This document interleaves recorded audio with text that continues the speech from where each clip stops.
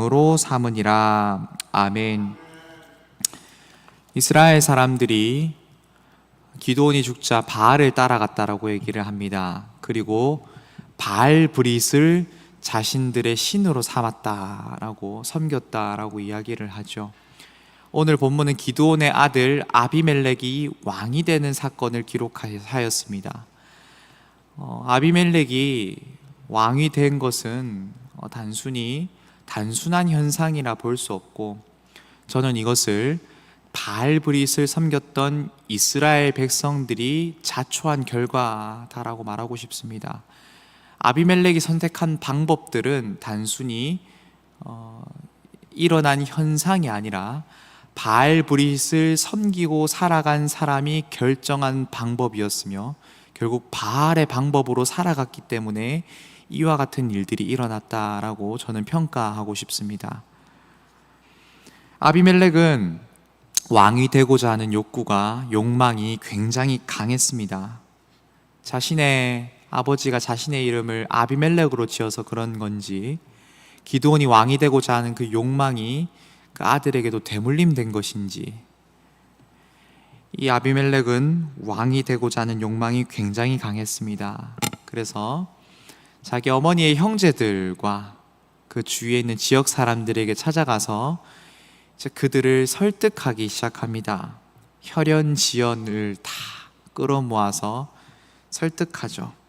1절 2절을 보시면, 여룻바알의 아들 아비멜렉이 세겜에 가서 그의 어머니의 형제에게 이르러 그들과 그의 외조부의 집에 온 가족에게 말하여 이르되, 청하노니 너희는 세겜의 모든 사람들의 귀에 말하라. 여룻바알의 아들 70명이 다 너희를 다스림과 한 사람이 너희를 다스림이 어느 것이 너희에게 나으냐.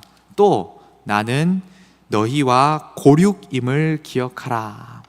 이제 혈연지연을 강조하면서 내 형제 70명이 너희를 함께 다스리는 것이 나으냐, 아니면 내가 혼자서 너희를 다스리는 것이 낫냐, 어느 게 효율적이냐, 그리고 주위의 이방 나라들을 봐라, 어느 것이 더 낫겠느냐.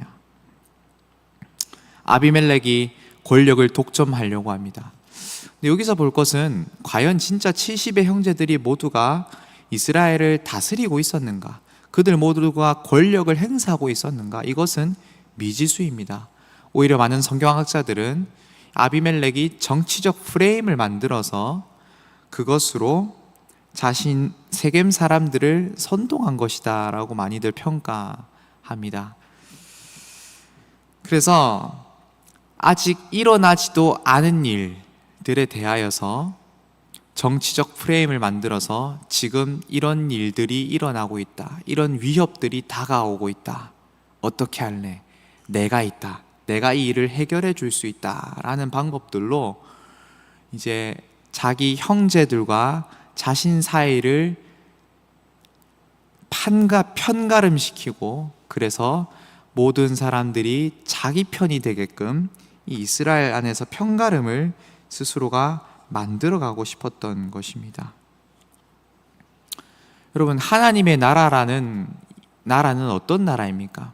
이스라엘은 하나님의 나라이며 하나님께서 주권을 이미 가지고 계신 나라이며, 하나님의 백성인 이스라엘 백성들은 누군가가 소유할 수 있는 그런 나라가 아닙니다. 그런데 이 아비멜렉은 사람을 자신의 욕망을 위한 소유물로 보기 시작하는 것이고, 이 이스라엘이라는 하나님의 나라를 자신의 욕망을 성취하는 나라, 자신의 욕망을 이루기 위해서 필요한 도구로 활용할 수 있는 나라, 이렇게 이 나라를 자신의 욕망대로 써먹어 버리는 것이죠. 여러분, 교회라는 것도, 사람이라는 한 객체도 우리의 욕망을 이루기 위한 수단과 방법으로 사용되어서는 안 됩니다. 그것을 위해 갈등을 조장시키고 분열을 일으키며 편가름을 내고 내 편, 네 편으로 만드는 것, 이 안에서 내 자아가 실현되기 위해서, 성취되기 위해서, 내 욕망이 이루어지기 위해서 자신의 욕망을 계획을 실현하기 위해 사용되어서는 안 되는 것입니다. 성도 여러분, 우리는 아비멜렉의 이러한 방법들을 보면서 내가 혹여나 공동체에서 내 욕망을 위해 사람들을 사용하고 있는 것은 아닐까? 내 욕망을 위해 내가 하나님으로부터 받은 자리를 사용하고 있는 것은 아닐까? 우리는 돌아봐야 될 것입니다. 이제 혈연지연의 환심을 사기 시작한 아비멜렉은 더 심각한 선택을 하기 시작합니다. 4절을 보시면 바알브릿 신전에서 은 70개를 내어 그에게 주매 아비멜렉이 그것으로 방탕하고 경박한 사람들을 사서 자기를 따르게 하고 라고 되어 있습니다. 아비멜렉이 왕이 되기 위해서 정치 자금이 필요했습니다. 그래서 자기의 어머니의 형제들이 그 정치의 자금들을 다 끌어모아 주는데, 그래서 아비멜렉이 그 돈으로 이제 일을 진행하는데 어디에서 났다고 되어 있죠? 바알브릿 신전에서 그 돈의 출처가 있었습니다. 아비멜렉은 다른 돈도 아니라 바알의 돈으로, 바알의 힘으로 이 일을 진행하고자 합니다. 참 성경 본문이 참 재밌는 부분은요, 여룻바알의 아들 아비멜렉이 바알브릿의 신전에서 돈을 끌어다 썼다, 이런 말을 지금 하고 있는 겁니다. 오늘 본문에도 여룻바알의 아들이란 말이 계속 나오거든요.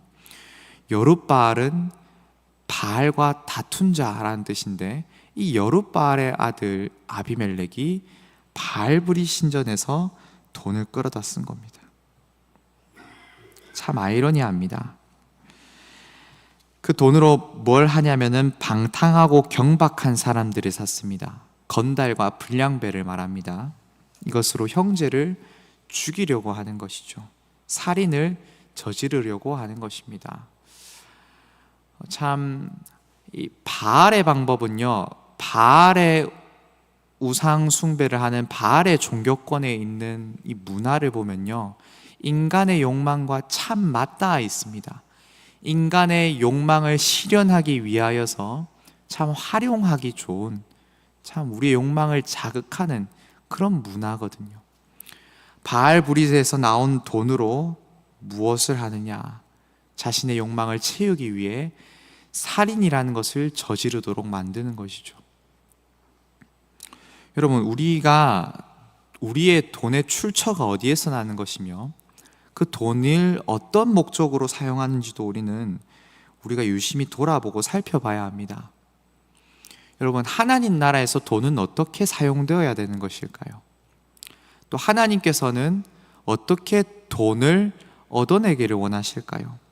하나님께서는 정당한 방법으로 돈을 가지고, 그리고 내가 땀 흘려 모아들인 그 재물을 가지고 그 돈으로 하나님 나라를 위해 사용하기를 원하죠. 하나님 나라를 위해 사용한다는 것은 무엇이겠습니까? 아비멜렉이 바알의 방법이 아닌 하나님의 방법을 선택한다면 오히려 경박하고, 그 다음에 방탕한 사람들을 위하여서 그들을 교화시키고 그들을 올바른 길로 인도하기 위하여서 물질을 사용하겠죠. 그것이 하나님의 방법이었을 것입니다. 하나님의 방법은 생명을 살리는 일에 사용하였을 것이며 죽어가는 형제를 살리기 위해 사용해야 되는 것인데, 바알의 방법은 바로 형제를 죽이는 일에, 그리고 경박하고 방탕한 사람들을 사서 오히려 그들을 더욱더 악의 도구로 사용하는 것이 바알의 방법이었던 것입니다. 여러분, 우리가 사용하는 돈, 또 우리가 모아들이고 있는 돈이 어디서 난 것이며 이것이 과연 하나님께서 기뻐하시는 방법인지, 그리고 내가 이 돈으로 어떤 목적을 위해 사용해야 될지를 우리는 가만히 지켜봐야 되겠습니다. 아비멜렉은 불량배를 사들여서 자기 형제들을 70명이나 되는 그 형제들을 다 한 곳으로 끌어다 모읍니다. 납치하고 감금하고 그들을 묶어서 데려온 것이죠. 무엇을 했습니까? 한 바위 위에서 그들을 학살시켜 버립니다. 아주 잔인한 방법입니다. 한 사람 한 사람 다른 장소도 아니고 한 곳에 모아놓고 마치 자신이 권력을 모두 쥐어진 양, 왕인 양, 이 바위라는 곳에서 상징적으로 그들을 죽여버린 것입니다. 여러분, 이것이 인간의 욕망이 가진 파괴력입니다. 왕이 되고자 하는 열망, 그 권력욕이 불러온 대참사죠. 권력과 이익이 앞서서 그 욕망이 사람을 죽이기까지 이르고야 말았습니다. 이것이 바알의 방법이며 바알의 길을 따라가는 사람들이 저지르는 말로요 결과입니다. 여러분, 그런데 이것이 단순히 아비멜렉만의 일이 아닌 것 같습니다. 내 욕망을 채우기 위해 타인의 피해와 고통을 감수하고 희생하는 것, 타인에게 피해를 주는 것, 고통을 감내하게 하는 것, 이것은 오늘날 우리가 살아가는 현실에서도 사실 흔히 볼 수 있는 방법들이지 않습니까? 내 편함을 위해서 어떻게 합니까? 남을 더 고생시킵니다. 눈을 감습니다. 내가 조금 더 편하면 되겠지. 눈을 감지만 내가 눈을 감는 그 순간에도 누군가는 희생을 하고 있습니다. 또 내가 더 먹기 위해서 남의 것을 빼앗기도 합니다. 그리고 내가 더 받기 위해서 상대를 깎아내리기도 하죠. 그리고 내 성적 욕망을 채우기 위해서 다른 사람의 몸을 피해를 입히고 고통을 더하며 몸을 더럽힙니다. 내 스트레스를 풀기 위해서 상대에게 스트레스를 주는 그런 안타까운 모습들이 오늘날에도 여전히 지속되고 있습니다.